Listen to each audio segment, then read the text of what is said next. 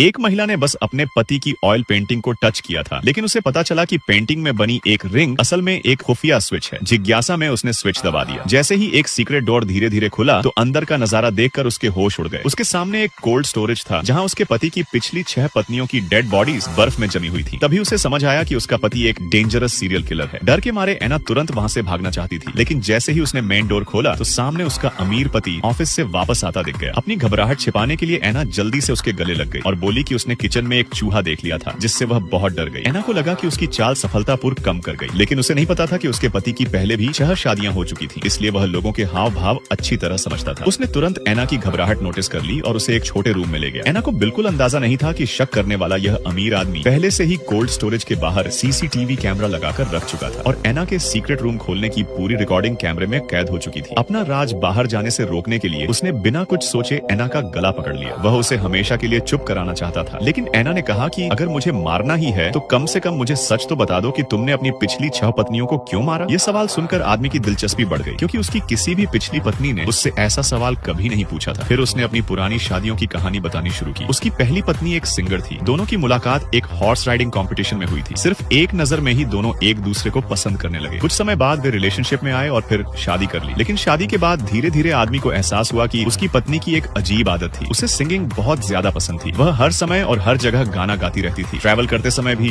Dance करते समय और यहाँ तक कि रेस्टोरेंट में खाना खाते समय भी। शुरुआत में आदमी ने यह सब सहन किया, लेकिन बाद में उसे पता चला कि उसकी पत्नी की एक और बुरी आदत थी। उसे लोगों को प्रैंक करके डराना बहुत पसंद था। उसकी अचानक की गई हरकतें आदमी को बार बार डरा देती थी। समय के साथ वह इस बात से परेशान होने लगा। उसे लगने लगा कि अगर ऐसा ही चलता रहा तो वह एक दिन डर के मारे पागल हो जाएगा। आखिरकार उसने एक खतरनाक फैसला लिया। एक दिन मौका देखकर उसने चुपके से अपनी पत्नी को पकड़ लिया और सिर काटने वाली मशीन के नीचे ले गया। फिर उसका लीवर छोड़ दिया। पहली पत्नी के मरने के बाद घर में आखिरकार